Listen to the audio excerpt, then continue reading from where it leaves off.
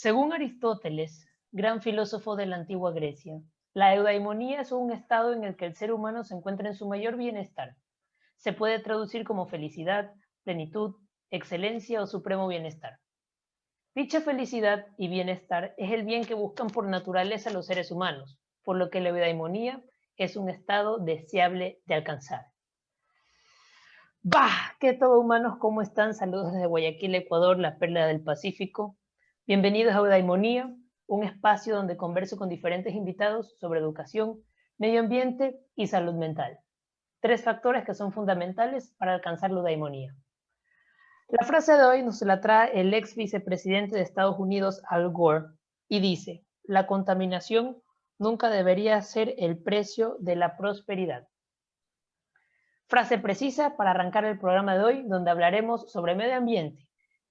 Hoy nos acompaña Inés Manzano, abogada especializada en Derecho Ambiental y lleva años de experiencia en áreas como Derecho Ambiental, Derecho Civil, Derecho Societario, Derecho Administrativo. Y es profesora de Derecho Ambiental en la Universidad Espíritu Santo. ¿Qué tal, Inés? ¿Cómo está? Bienvenido a Eudaimonía. Gracias. Ya ahorita ya no doy cátedra, solamente en las maestrías, por un tema de falta de tiempo, pero para que sepan todas las personas que ven este programa, estamos haciendo una plataforma de e-learning para poder enseñar de manera gratuita sobre derecho ambiental. Y así tengamos más ciudadanos que tengan información ambiental precisa. Buenísimo, buenísimo. Me parece preciso para estos momentos donde, como estamos tan conectados con la tecnología, preciso para enganchar aún más a las personas, para informarse sobre este tema que es tan importante como el medio ambiente y cuidar de nuestro entorno vital. Bueno, pues para empezar, yo le quiero preguntar, porque de seguro bastantes la tienen, ¿no? ¿Cómo es ser una abogada ambientalista, ¿no? ¿Qué significa ser abogada ambientalista y cómo funciona la parte legal del ambientalismo? A ver, mira, ser una abogada ambientalista es, bueno, primero conocerte las normas legales de manera general y de ahí tienes temas muy específicos. O sea, es decir, que pueden haber abogados ambientalistas especializados en sectores extractivos como minería, petróleo, o por ejemplo, puede estar específico para las industrias. Pero también para las comunidades, porque el saber la normativa también te permite ayudar a las comunidades y ayudar a los derechos de la naturaleza. O sea que ese es como que tu área de trabajo. Y por el otro lado, inicias, o sea, el tema de derecho ambiental en mi época no se daba. O sea, te cuento que en mi época estudiábamos 6 años de derecho, ahora se estudian 4 años de derecho. Wow. Y no teníamos derecho ambiental, teníamos derecho agrario, que era, digamos, lo más parecidito al derecho ambiental, y derecho administrativo, porque el derecho ambiental es una rama del derecho administrativo. ¿Por qué? Por una básica razón. Estamos hablando de que son recursos naturales administrados por una institución pública, que puede ser un gobierno seccional o puede ser un gobierno nacional. Entonces, por eso es que derivaba del derecho administrativo. Y hoy en día es una bueno, por eso yo enseñaba en 2 universidades derecho ambiental hace unos años, porque comenzó a cambiar el pensum. Ay, y usted, ¿cómo es esto porque yo me imagino el derecho ambiental, estar todo el rato combatiendo contra empresas, estar todo el rato tratando de tipo casos como el de G&G, de Erin Brockovich? Me imagino así a todos los abogados ambientales, ¿no? ¿Es más o menos así o...? Es más o menos como tú quieras ejercerlo, porque, por ejemplo, ¿qué es lo que yo hice? Porque también tienes que ver que hay una limitación de tu tiempo. El día tiene 24 horas, pero además de lo que tú puedes apersonarte a hacer de la mejor manera. y también el equipo que tengas, ¿no? Porque si eres tú solo, te vas a quemar muy rápido y vas a desatender tus cosas. Entonces, yo lo dividí de la siguiente manera. Yo soy abogada que asesora a empresas para que prevenir la contaminación. Es decir, los tengo asustados al 100%. 24/7, 365 días del año diciéndole, ya salió la responsabilidad penal para tal cosa, ya acuérdense que hay delitos ambientales, acuérdense que hay cárcel, la multa es 200 salarios, que son $80,000. Wow, Y wow. eso hace, claro, wow, exacto. Y eso hace que tú vayas, digamos, siendo como un asesor que previene. Y porque las empresas responsables quieren minimizar riesgos y saber los temas ambientales es eso, minimizarles los riesgos. Y por el otro lado está la parte que ya litigas. Yo sí soy una abogada litigante, o sea, yo voy a la corte, litigo contra el Ministerio del Ambiente cuando es injusto, litigo contra las instituciones públicas como los GATS o los municipios cuando permiten la contaminación. Entonces, esa parte también toma mucho tiempo, porque es una especialidad, o sea, tú tienes una especialidad de derecho ambiental, pero debes de conocer derecho procesal, si no, no puedes ir a litigar. Entonces, que para mí es un aprendizaje todo el día, o sea, todos Claro, los días. Nadie puede decir, es que yo ya sé, es que yo ya hice maestrías. La maestría te da conocimiento, pero el ir a la corte es que te da la experiencia de saber claro, no es qué lo mismo. paso primero, del segundo, el tercero, el cuarto.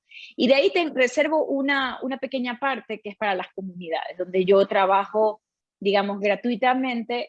Nosotros le decimos pro bono, pero no es porque voy a cobrar ningún bono, sino que Claro, es una parte en el que decimos todo lo que estamos haciendo, por ejemplo, para una comunidad en Tenguel por contaminación de ríos por minería, lo absuelve los gastos el mismo estudio jurídico.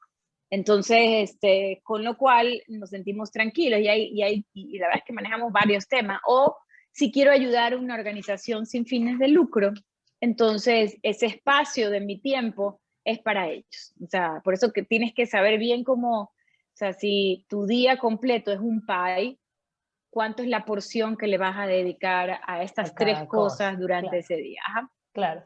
Y retomando un poco lo que hablábamos antes sobre sobre esta insistencia que tiene usted con las empresas, ¿no? Eso significa que hay más leyes que están eh, poniéndose para o aplicándose para ayudar al medio ambiente. O sea, hay cada vez más leyes como las teníamos antes. No hay más leyes tan rigurosas, porque la ley más, digamos, la que pone en vereda a las empresas, se hizo en el 2002 y la hice yo, y es sobre los límites permisibles de contaminación. Es decir, por cada recurso, agua, aire y suelo, hay diferentes parámetros y tienes unos límites para contaminar sin que se afecte el medio ambiente. Entonces, por ejemplo, DBO, DQO, que son de agua, coliformes fecales, que son de agua, tensoactivo, aceites y grasas. Tú puedes contaminar hasta cierto monto y lo demás ya viene a ser una contaminación que es sancionada. Entonces, las normas existen, o sea, si tú me dices si necesitamos más abogados para hacer más normas, no, necesitamos más abogados para hacer cumplir esas normas y para asesorar y prevenir a las empresas que cumplan esas normas. Entonces, esa es como, digamos, la parte de la normativa como está. Y aparte tú tienes muchas convenciones internacionales, donde esas convenciones internacionales, cuando las suscribe el Ecuador, la ratifica la Asamblea del Ecuador, comienzan a ser ley supranacional. Entonces, tenemos, por ejemplo, la Convención Marco de Naciones Unidas contra el Cambio Climático. Eso, o sea, eso tenemos que cumplir también y tenemos que Claro, ponernos en vereda también. Entonces, creo que esa es como que la gran riqueza de nuestra normativa. Ya existen las pocas cosas que habría que hacer son son temas que no van a tener mayor impacto sobre, digamos, el tablero como está, sino que van a complementarlo. Entonces podríamos hablar no de leyes, sino de restricciones. Es decir, que cada vez hay más restricciones o no. Cada vez hay más conocimiento de la norma, que Ok, creo que eso ok. hace que la norma que se hizo, por ejemplo, en el año 2002 o 2001, recién, digamos que como que se están enterando. Y eso es importante porque hay que Ah, saber que las normas no se pueden, cuando tú cambias mucho las condiciones en las cuales una actividad productiva ha estado manejándose, tú tienes que hacer los cambios de una manera gradual. Nada puede cambiarse, o sea, nada sería exitoso si tú dices, y a partir de la promulgación, entonces todo el mundo cambia la economía circular. Es muy difícil, es muy claro, difícil. claro, sí, Eso, sí. no, eso lo hicimos ahora en la ley de racionalización del uso de plástico de un solo uso. Ahí dijimos, no, hay que hacer graduales para que todo el mundo pueda, digamos, pueda ir trabajando en mejorar. Claro, y allá vamos a llegar en breves. Ahorita lo que quiero ahondar un poco más en este tema. Eso significa que ya, bueno, nosotros somos de los pocos países con una constitución que tiene dentro leyes o parámetros a seguir para proteger el ambiente, si no me equivoco. Eh, Somos el único país que el único tiene país. que pone a la naturaleza como sujeto de derecho Ah, y que adicionalmente es garantista en exceso, pero es garantista en muchos temas ambientales. Por ejemplo, te garantiza que no va a haber explotación o extractivismo en ninguna área protegida. No puede haber tampoco en ningún ecosistema frágil. Eso inclusive incluye el páramo, los manglares, etcétera. Entonces, aparte de darle estos derechos a la naturaleza, además de eso, hizo todo un capítulo especial para los temas ambientales. Y en esos capítulos, pues hay no siquiera unos 20 específicos artículos, y de ahí a lo largo de toda la Constitución hay temas ambientales. O sea, de hecho, por ejemplo, dice que la economía debería ser basada en temas sustentables. Entonces, cuando ya metes la sostenibilidad en el tema, ya sencillamente te están diciendo aquí hay un tema ambiental. ambiental. Claro, entonces, más claro, hay leyes, hay suficientes, las hay desde hace tiempo, las cosas es que no se las quiere cumplir, o se las omite, o como que se hacen de la vista gorda algunos. ¿Cuál O sería la las mejor? desconocen, o las O la desconoce. desconocen. Entonces no ¿Sabes hay lo un que pasa? conocimiento. ¿Cuál es el tema? Uno, hay dos cosas. Uno que se llama recurso humano por parte de la autoridad pública. Hay otro que es el conocimiento. Y el conocimiento además se divide en dos. El conocimiento que tienen que tener los jueces, fiscales y las otras autoridades, digamos, administrativas que tienen poder sancionatorio, y el otro es el conocimiento de parte de las empresas. O sea, las empresas, cuando tú, en una carrera empresarial, nuestros ingenieros en administración no conocen los temas ambientales, nunca los ven. Entonces, cuando les toca administrar una empresa, dicen, pero ¿y esto del ambiente qué es? ¿Por qué no me han contado de qué se trata? ¿Cómo lo pongo en mis costos? ¿Cómo puedo, digamos, hacer un retorno de la inversión sabiendo que tengo que hacer X cantidad de inversiones? ¿Cómo le digo a mis accionistas? O sea, esas cosas, eso no, ese es el gran mal que hay. Esas dos que te digo. La parte de recurso humano no suficiente en la administración pública y el conocimiento en estos dos temas, en lo judicial y en lo empresarial. Entonces hay un desconocimiento a nivel general y si es que no hay agentes públicos que incentiven esto y tampoco hay empresas que vayan con esto, entonces hay un fallo a nivel general como usted lo acaba de exponer, ¿no? Justo ahorita quiero tocar la parte del Estado, ¿no? El Estado, ¿qué tanto ayuda al Estado, no? Porque usted al principio decía que hay veces cuando tengo que estar litigando en contra del Ministerio del Ambiente porque no hace tal cosa porque se excede o porque no ayuda. ¿Qué tan frecuente se ve eso? ¿El Estado realmente ayuda y quiere ayudar o no? Porque en redes sociales yo veo que el Ministerio del Ambiente está haciendo que esto, que lo otro, que entrega diversas cosas, pero no hay una acción, o sea, no veo algo un poco más a nivel estatal. Siempre lo veo a nivel un poco más de territorio. ¿Qué nos podría explicar? A ver, yo creo que lo que nos ha faltado es una estrategia. Es decir, que nos inviten a soñar en un país que sea un país, por ejemplo, cero emisiones de carbono, un país carbono neutral, que nos enseñen a que seamos el país turismo ambiental número 1, o el país que nos enseñe a que somos el país megadiverso número 1 en anfibios, que sí somos por si acaso. Pero solamente con un enunciado de un sueño, de un propósito, de una visión, podríamos tener una estrategia para llegar a ese sueño. Y con esa estrategia decantan muchas acciones. Entonces, lo que tú ves, lo mencionas bien, son acciones, pero estas acciones deberían de corresponder a algo. O sea, si yo ayudo a la tortuga o al oso de anteojos a que tenga comida y lo hago, no sé, con las donaciones que hace un supermercado, esa acción sola no incide en nada.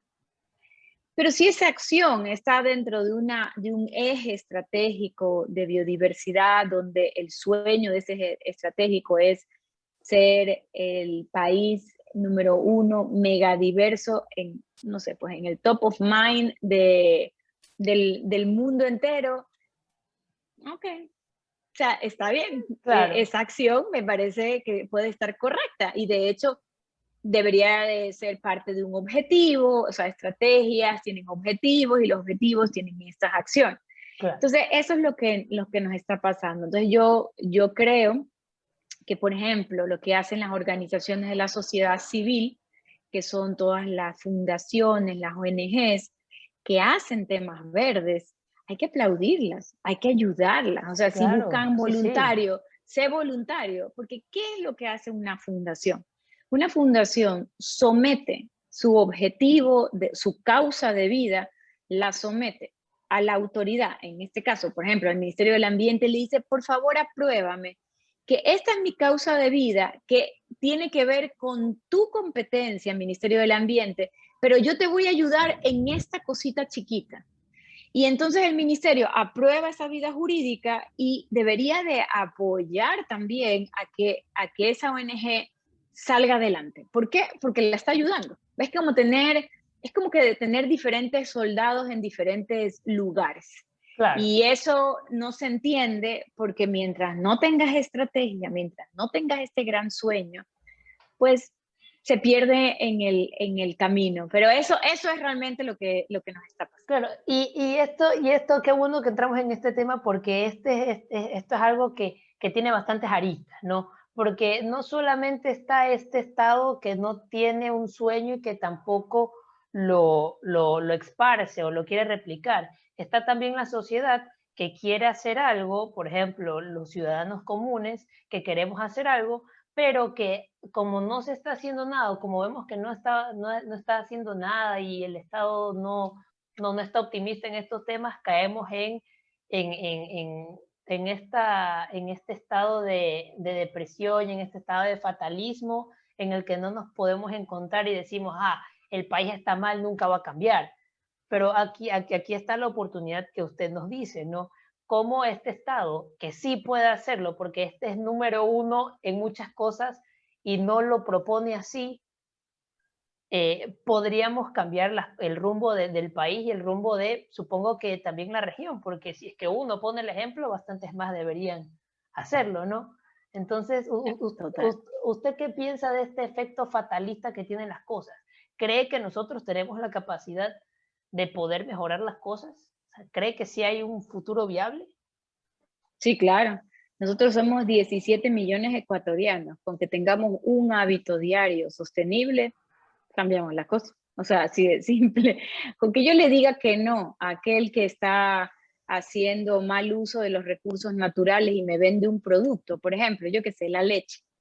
Sé que el lechero está botando el agua de donde lava, yo qué sé, las vacas o todo su sistema de producción, etcétera, más que las vacas, porque las vacas sí las bañan, no creo, pero que el agua que usa en sus sistemas de producción no le da un tratamiento adecuado, lo bota a una sequía, a un río, lo que sea, sin tratamiento, ¿yo por qué le voy a comprar su producto?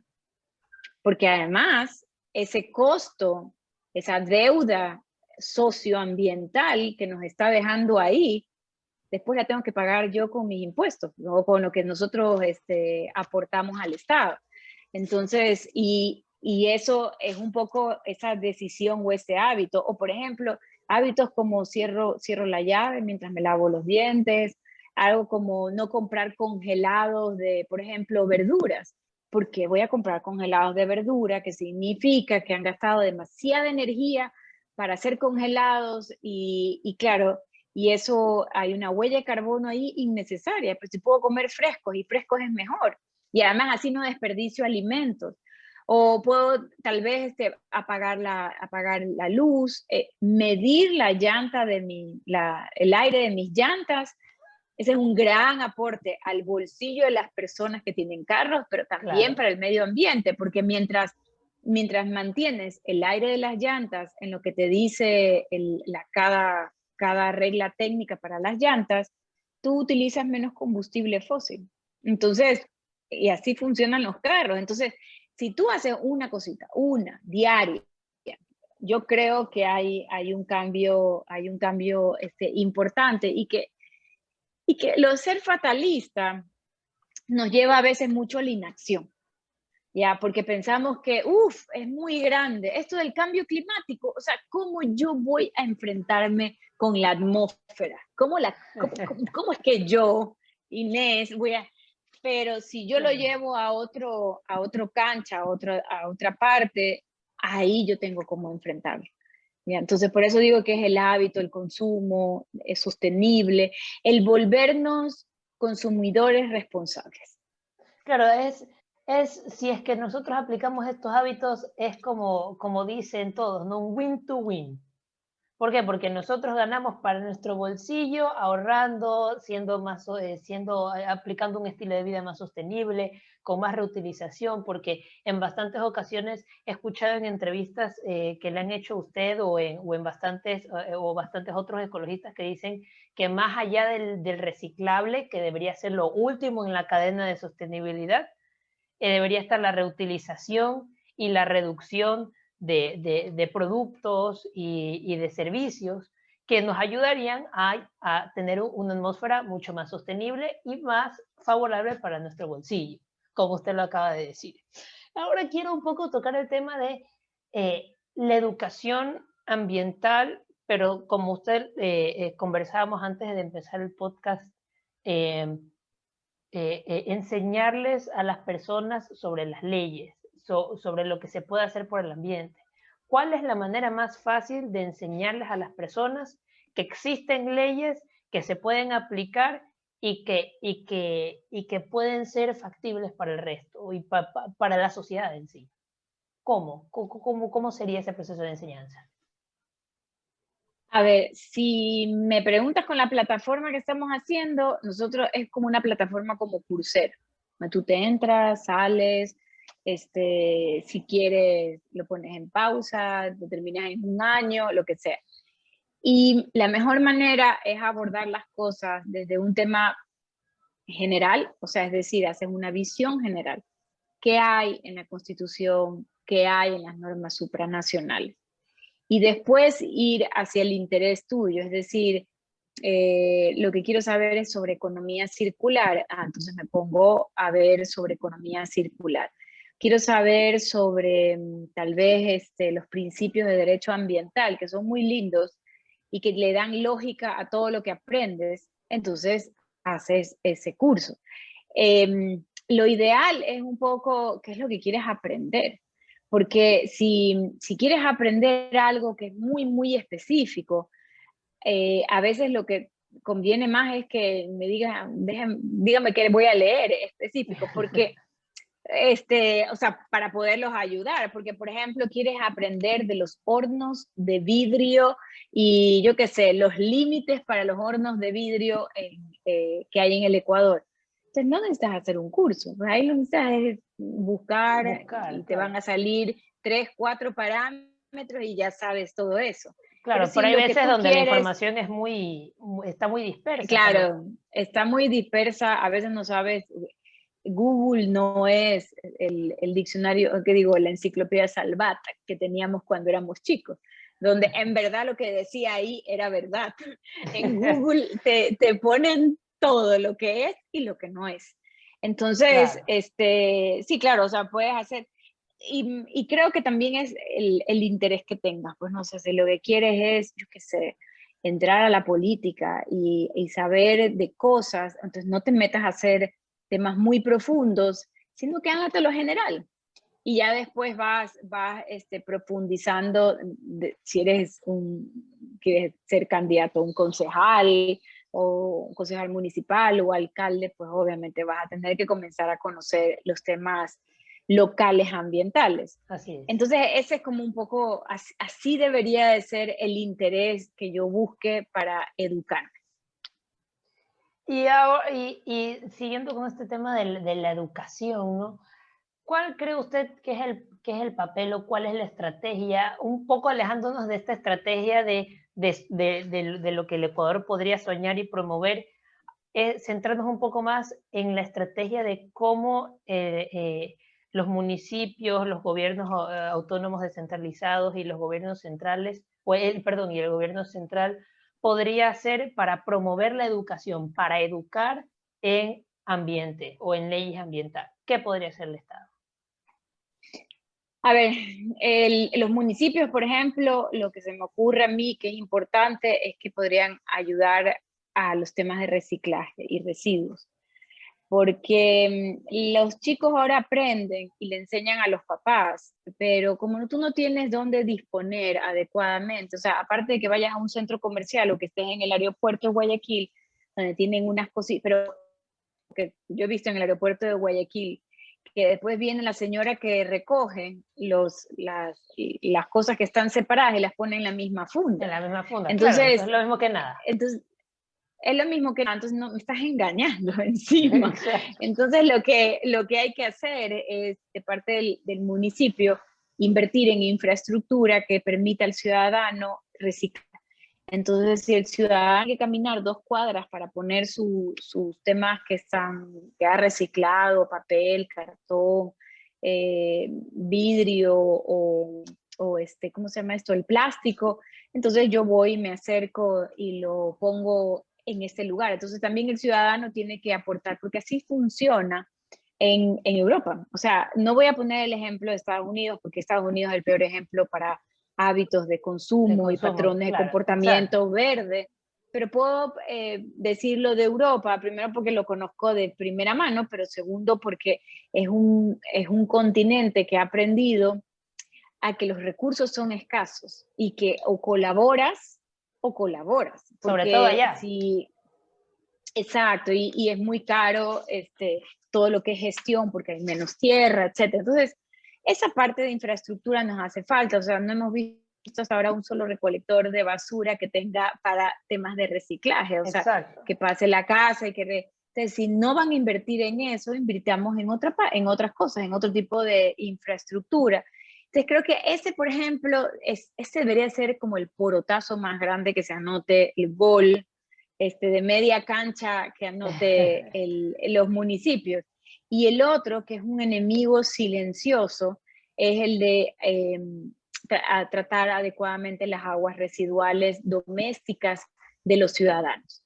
Y digo silencioso porque a nosotros no nos interesa, nosotros no votamos por quien hace gestión de basura o hace gestión del agua. Y estamos mal, deberíamos de votar por quien hace eso y Exacto. o replicarle y decirle ya estás en el poder, o sea, oye, que eso me al final del día va en contra mía, ¿no? Y en contra de todos los ciudadanos, ¿no? Porque si lo botas a un río y el río encima es para la agricultura, para el agua potable, etcétera, entonces es como un círculo vicioso. Vicioso, exacto. Sí, no, y qué bueno que toca esto, porque, por ejemplo, nosotros que estamos desde la ciudad de Guayaquil, ¿no? Hace poco el municipio invirtió en cambiar la flota de que antes era Puerto Limpio, ahora es Urbaceo, ¿no? Entonces, supongo que poner un camión no refleja tanto gastos. Supongo usted que ha estudiado y que ha analizado estos parámetros, ¿cree usted que cuesta mucho o que costaría mucho invertir en este tipo de infraestructuras? Sí cuesta invertir en infraestructura, pero eso depende mucho de qué tan rápido quieras el retorno de esa inversión. Entonces, si Claro. quieres el retorno de la inversión realmente en nada, entonces vas a tener una maquinaria que no sea eficiente. Si tú Claro. quieres tener, y entonces, ¿por qué? Porque no es tan cara, porque no tienes que mantenerla, porque no tienes que tener técnicos especiales, porque no tienes que tener tal vez un taller mejor. Pero si quieres hacer las cosas bien, claro, el retorno de la inversión seguramente se demora un poco más. Y en el Ecuador existen muchos incentivos tributarios para temas ambientales, entonces también es como que desconocen esa parte y con lo cual no se animan a invertir más en los temas verdes. ¿A qué se refiere usted cuando dice incentivos tributarios? Como para que la audiencia pueda entenderlo en español, por decirlo así. Un incentivo es para que tú hagas o tomes una acción diferente. Así es. ¿Y tributario? Entonces, y tributario es que ese incentivo está enfocado en que pagas menos impuestos. Perfecto. Entonces, a las empresas les gusta pagar menos impuestos. Así es. Y si quieren pagar menos impuestos, entonces estos incentivos lo que les dice es compra maquinaria o compra equipos o compra tecnología que sea verde. Porque si compras esa tecnología, tú vas a pagar menos impuestos, por ejemplo, menos impuestos a la renta. Ah, buenísimo, buenísimo. Claro, hay que incentivar a las personas y sobre todo a las empresas que son estos grandes contaminantes a que puedan hacer este tipo de cosas positivas, ¿no? Y ahora le quiero preguntar acerca de, ahora siguiéndonos a la ley, a esta gran ley que hace poco fue un boom y que ahora ya no se está hablando de esta ley. ¿Por qué no se habla de esta ley cuando se debería estar hablando de esta ley? Y es esta ley que pasaron hace poco sobre la regulación de plásticos, ¿no? Porque han pasado bastantes artículos y noticias donde que supuestamente se elimina una u otra cosa, que se va a reducir, que se va a eliminar. ¿Nos podría explicar, por favor, en qué consiste esa ley y qué regulaciones, un poco así, algunas de las reducciones más significativas que hay en este proyecto de ley o ya una ley? A ver, ¿qué es lo más importante? Que la ley es gradual, como explicaba, no es de la noche a la mañana. Que la ley en 12 meses te está dando, perdón, si en 12 meses está dándote la obligación, sobre todo a las empresas y a las empresas comerciales, que no se pueden utilizar, por ejemplo, sorbetes de un solo uso, o por ejemplo, salvo hay una excepción de los sorbetes chiquitos para las bebidas de 300 mililitros. Pero eso no entiendo por qué, porque en realidad sorbete. Sorbete, así es. Cualquiera de los dos sorbetes va directo a la nariz de la tortuga. De la tortuguita. También, por ejemplo, que en 12 meses no vas a poder ingresar a ningún área protegida con plásticos, ni con la funda de plástico, ni nada. O sea, no va a haber nada ni te van a permitir llevar, ni te van a permitir, digamos, que haya alguien ahí que venda algo, si que hubieran kioscos o lo que sea. Claro. De ahí tienes en 12 meses también, por ejemplo, las botellas estas de PET, que tienen unas etiquetas de plástico, ese plástico es de PVC, no van a poder venderla, o sea, la botella con esa etiqueta, porque la etiqueta, el PVC es un material que es altamente tóxico al reciclar y en el Ecuador no se recicla. Nosotros antes exportábamos materiales para reciclarlos en otros países como en China, pero China ya cerró ciertas fronteras para ciertos plásticos. Entonces, eso de ahí, por ejemplo, el Ecuador, eso vendría a ser que el 21 de diciembre de este año ya no debería de venderse estas botellas de lo que sea, de líquidos, obviamente, pero si es de agua, de jugos, de cola, no sé, de estas bebidas energéticas, Claro. todas esas que tienen eso de ahí, acuérdense, eso ya no debería estar para el 21 de diciembre de este año.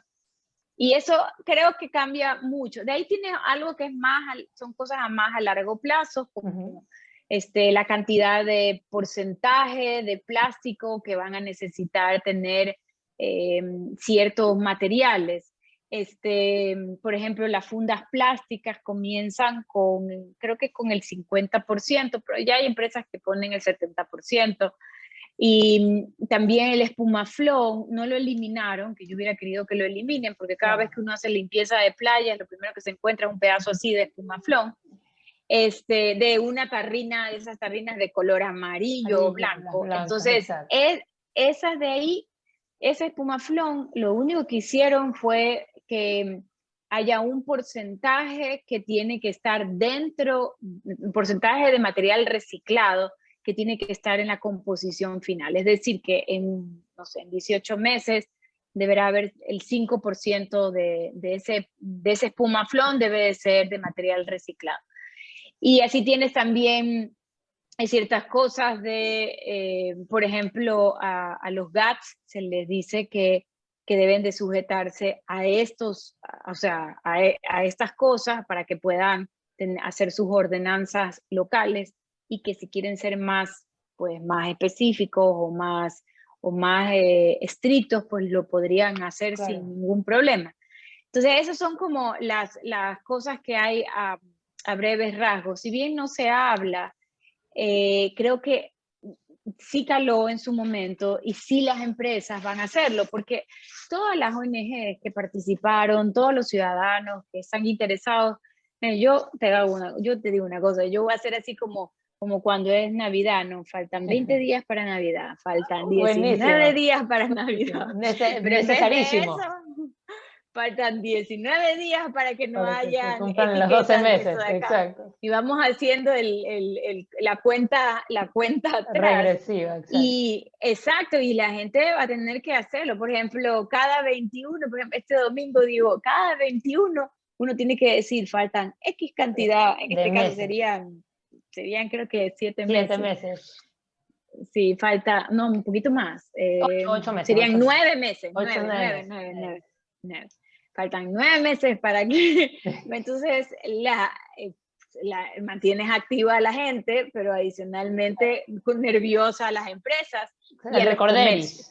El recorderis. Es un recorderis, exacto. Claro, y no solamente eso, sino, por ejemplo, yo que me he leído la Constitución un par de veces así por encimita para leer específicamente estos artículos sobre los reglamentos ambientales, vi que es responsabilidad de los GATS hacer ordenanzas municipales para la clasificación de residuos, si no me equivoco, y para los desechos, para la separación de desechos, para la regulación de plásticos y etcétera, etcétera.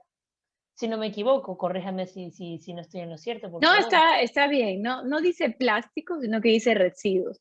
Todo lo que es tratamiento de residuos es la competencia exclusiva del GAT municipal. Entonces, si en diciembre 21 a mí me dan una botella con una etiqueta de PVC, ¿qué es lo que tengo que hacer? Pegar de gritos y decir, te voy a demandar, te voy a denunciar. ¿Denunciar? Mira, hay cosas en las que uno dice, hay que hacer valer algo que se ha luchado muchísimo, porque esa ley La historia de esa ley fue que nace en mayo del 2018 y nace del actual alcalde de Quito, que es el doctor Yunda, y él puso 6 artículos. No eran los artículos idóneos, pero automáticamente lo que hicimos fue, como estudio jurídico, fue abordar el tema y decirles, no, miren, esto es lo que se necesita. Y ya van a hacer el esfuerzo de ir a una ley, esto es lo que debe tener. Y de ahí, exacto, y de ahí comenzó a subir, a subir, a subir, a tener más interés, más interés. Y entonces, claro, a diciembre 20 del año 2020, nada, pues yo decía, un año y medio más tarde tenemos una ley. Una ley. Y en ese año y medio, aunque no parezca, pero se trabajó arduamente. O sea, no te voy a decir todos los días, sino los meses. Y estuvimos en N cantidad de reuniones con las comisiones de la asamblea. Los asambleístas se cambiaban porque llega la renovación de comisiones, claro. Pero gracias a Dios la que nos tocó se mantuvieron la mayoría. Entonces, sí, de todas maneras o sea, la Comisión de Desarrollo Económica está presidida por Esteban Albornoz y él estaba de acuerdo, o sea, para él era también, tanto que él también propuso articulado para la ley. Qué bueno, qué bueno, qué bueno. Qué bueno que a pesar de que no parezca, existan personas dentro de estos poderes del Estado que quieran aportar con esto, ¿no?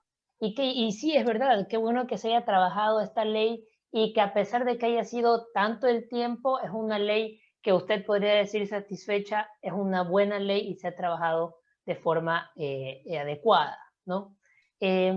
Quisiera también preguntarle, ¿cuántas abstenciones tuvo la votación? ¿Fue unánime el sí? ¿Hubo algunos no? ¿Cómo fue? A ver, en todas las votaciones fue unánime. Es decir, en la votación, hay varias votaciones antes de que llegue al pleno. Entonces, la votación del primer informe dentro de la comisión fue unánime. La votación en el pleno de ese primer informe fue unánime. O sea, estaban todos de acuerdo y habían sugerencias. O sea, encima, como te digo, despertó el interés y hubieran sugerencias, pero ninguno dijo, no, esa norma no. Buenísimo. En el segundo informe, para el segundo debate también dentro de la comisión, unánime, y en el pleno, unánime. O sea, Buenísimo. no había nadie que iba a decir, o sea, nadie se atrevió a decir, no, eso no. Se le iban encima, supongo. Sí, y el doctor Yunda hizo algo interesante antes de salir para su candidatura como alcalde, fue que nos pidió que lo ayudemos, digamos, haciendo un lanzamiento de ese proyecto inicial. Porque él decía, ya, aunque no estén tan de acuerdo conmigo, por lo menos ayuden. Y la verdad es que era importante porque como tú dices, cuando hay gente que sale así, como que de repente únicos en su especie dentro de la asamblea y tiene esta como conciencia de repente, no, pues claro, hay que apoyar, hay que trabajar en conjunto y que no nos olvidemos, porque esto tiene que ser un buen mensaje para aquellas personas que aspiran en la política, que todos estos logros no son solos e individuales. Yo jamás voy a decir fui yo, sino que tengo que decir la verdad. O sea, fuimos un grupo, o sea, desde los asambleístas, el exalcalde, las ONGs, la gente que escribía cartas y que les presentamos como 2000 cartas. O sea, yo iba directamente a la asamblea y presentaba, y es más, la gente que estaba recibiendo las cartas, o sea, ya por favor, ya no me traiga una por una. Tráigame todos de una. Tráigame claro, ella quería que le traiga por ejemplo, 200 con una sola carta diciendo aquí acompaño la firma. Y le digo, nada que ver, aquí va una por una. Para que se den cuenta que en verdad había un interés exacto, que es que no se había manifestado jamás en la asamblea por ninguna causa. Entonces, también eso fue un hito interesante de cómo se hace una norma con la ciudadanía, cómo le vas reportando, cómo le vas diciendo, ya hicimos esto, ya vamos para acá. Entonces, también es decirle gracias a ustedes, porque si no, no hubiera sido lo exitosa que, digamos, fue hasta llegar y ver la luz al año y medio. Claro, no, es increíble, increíble. Y ya para terminar, le quiero hacer una penúltima pregunta. ¿Usted dónde ve el futuro del Ecuador con temas ambientales de aquí para 2030, que es la agenda que ha propuesto la ONU para poder hacer cambios radicales, un cambio radical en las cuestiones de los cambios climáticos? ¿Cómo lo ven en la legislación, en la ley ambiental? ¿Cómo lo ve usted? Yo creo que el futuro es manejar los temas de cambio climático. Y cuando tú manejas el cambio, o sea, hazte cuenta que es como para que la gente entienda y no pienses tan ajeno a mí, que tú tienes 5 hijos, ¿no? Y mis hijos se llaman petróleo, minería, energía, se llama agricultura y se llama océano. Esos son mis 5 hijos preferidos, míos, de Inés Manzano. Y está lloviendo una tormenta horrible, después sale el sol calcinante, después la tormenta horrible. Esa tormenta horrible de sol o de lluvia o el sol, ese digamos que es el cambio climático. Y tengo un gran paraguas, que ese es el paraguas que yo albergo con la normativa, con las acciones y los proyectos. Y uno tiene que saber qué de esos 5 hijos está, digamos, tiene que retirarse y otro tiene que ir aumentando. Entonces, por ejemplo, el petróleo no es algo que debemos de aumentar. El petróleo en el Ecuador tiene 10 años más en los estudios que se han hecho, 10 años más de extracción petrolera significa que tenemos que comenzar a hacer una migración hacia otra cosa. Entonces ahí sale mi otro hijo, el de energía. Y el aprovechamiento energético en Ecuador es el 50%. Entonces, ¿qué es lo que hago? Lo que hago es decirle, bueno, ok, empodérate de ese otro 50%. Pero también tiene que salir otro más, uno que se llama agricultura. Y esa agricultura, ¿qué necesita? Necesita condiciones para que pueda fomentarse. Y esas condiciones precisamente son el tema de energía, el tema de evitar la desertificación, la deforestación. Entonces, estos son como los 5 que tengo. En la minería, aunque no lo creas, el Ecuador recién ve la punta del iceberg de todo el potencial minero que está. Entonces, en este momento es el momento ideal de hablar sobre minería y sentar a los jóvenes y decir, oye, ¿a ti te gusta esto? Hablar así por Zoom, y te gusta la computadora, y te gustan los audífonos, y no sé, pues te gusta el celular, o sea, y te gusta la televisión, y te gustan los juegos electrónicos. Cualquier chico te va a decir que sí. Bueno, eso viene de la minería. Porque si no hubiera cables, si no hubiera cobre, es que nosotros es que no podríamos comunicarnos para nada. Si no hubiera aluminio, si no hubiera un poco de cosas que necesitamos, no podríamos. Entonces, asumir que esta es una conversación que toca a esta generación y decirle a los mandantes, decirle, ¿qué me propones? Porque si me estás proponiendo sustentable, me interesa. ¿Cómo sustentable? Entonces por ejemplo, ya hay certificaciones de extracción que son muy buenas, súper rígidas y que ayudan, digamos, a las fuentes de agua. Me dices que no vas a hacer explotación minera en recargas hídricas, o sea, donde nace el páramo, donde nace el agua. Me dices, yo qué sé, que va a haber el consentimiento informado previo a las comunidades que viven ahí. Ah, ya, bueno, me interesa. Contigo me voy. A ti, candidato, te voto. ¿Y por qué? Porque así como hubo una generación que vivió el boom petrolero, hay una generación que está naciendo con el boom minero.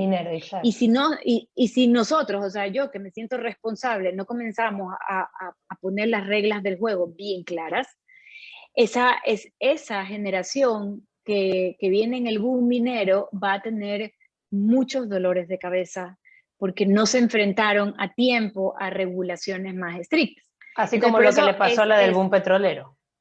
así es. Entonces, por eso, si tú me preguntas qué va, miren, métense en minería, a la gente no le gusta, bueno, pues a mí tampoco me gusta ver el hueco que dejan ahí y hay una como agresión a la belleza paisajística. Pues saben qué, así es la minería metálica a cielo abierto. Y bueno, y la de oro, pues que obviamente sigues la beta y vas, entonces, interesarse más. Ese yo creo que es el tema del cambio climático, hay que enfrentarlo y el tema obviamente de la agricultura, porque somos un país agrícola. Entonces, donde no entendemos eso y le damos la espalda, ¿y con quién se enfrenta eso? Se enfrenta con innovación, se enfrenta con emprendimiento, con participación ciudadana y con Big Data.